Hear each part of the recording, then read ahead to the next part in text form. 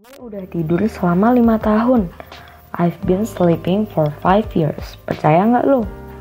Oke, podcast ini adalah hasil perenungan gue selama masa COVID-19 yang entah kenapa mengembalikan jiwa sok kreatif gue. Usia gue saat ini 20 tahun. Rata-rata waktu tidur gue normally 6 jam per hari. So bisa dikatakan seperempat waktu dalam sehari dalam hidup gue hanya untuk tidur. Dan kalau misalkan dikaliin 20 tahun, berarti seperempatnya adalah 5 tahun. Kalau lo pengen lihat hitung-hitungan detailnya, baca aja captionnya. Dan awalnya gue gak percaya sama hasil hitung-hitungan ini. Itu pun belum ditambah sama waktu goleran, rebahan, scrolling timeline, tidur pas lecture atau kuliah, dan pas ujian. Pernah kan pasti? Gak kebayang deh jadinya berapa waktu yang udah gue habisin cuman buat tidur doang.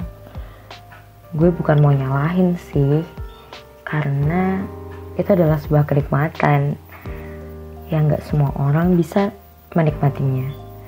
For example, banyak orang-orang di luar sana yang bahkan kesulitan cuman buat tidur karena mereka mengidap penyakit yang namanya insomnia.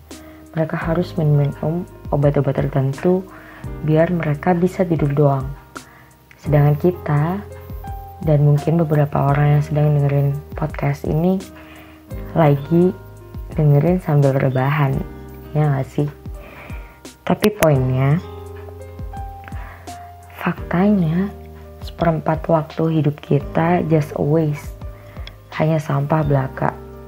Well, here it is. I give you my tips for you to try. And I hope kamu bisa langsung coba, gak cuman ho-ho-ho iya doang.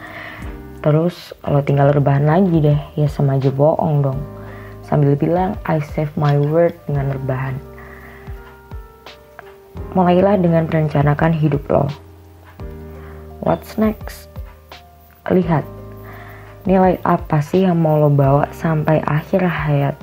Apa yang ingin lo raih dan sudah sejauh mana mimpi lo itu untuk coba lo raih. Tentukan sekalian metode apa yang pengen lo coba dan mau lo pakai untuk mencapai mimpi itu. Pakailah cara SMART, spesifik, buatlah mimpi itu sespesifik mungkin. Measurable, terukur. Accountable, bisa kita lihat hasilnya. Realistik, jangan bikin mimpi yang gak mungkin. Walaupun pada dasarnya semua mimpi itu adalah sah-sah aja, karena bermimpi itu masih gratis kan. Kemudian time dependent, tentukan waktunya, kapan mimpi ini harus bisa terrealisasi. Kita ambil contoh sistem kesehatan di Indonesia. Kita punya namanya Universal Health Coverage yang katanya pengen dicapai pada tahun 2019 yang lalu. Mereka bilang di tahun 2019 90% orang Indonesia sudah memiliki keanggotaan dalam BPJS. Gila gak tuh?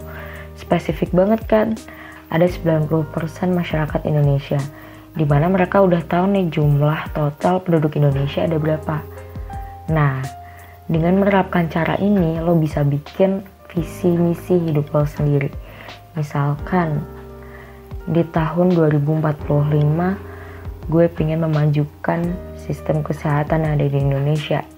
Nah, baru tuh, habis udah ketemu visinya apa, dijabarin biar lebih spesifik, bisa diukur, dan juga bisa kita tentukan waktunya kapan, timelinenya kayak gimana tuh buat menentukan apakah mimpi ini bakal terrealisasi atau enggak. Dan bayangin deh, daripada lo rebahan, nambahin waktu tidur lo, mendingan bikin kayak gini kan. Selain save the world dengan hanya di rumah aja, lo juga save your future. menyelamatkan masa depan lo. Jadi ketika nanti pandemi ini udah berakhir, lo udah siap nih dengan segala bekal untuk menghadapi dunia lagi. Ya gak sih? Okay, maybe that's all for me. Selamat mencoba. Ayo ubah rebahanmu jadi lebih bermakna. Selain lo nyelamatin bumi, lo juga bisa nyelamatin masa depan lo sendiri. Akankah waktu yang terbuang ini hanya 5 tahun aja atau bakal jadi 20 tahun jika masa hidup lo 80 tahun? Jawabannya ada di lo sendiri. Ciao!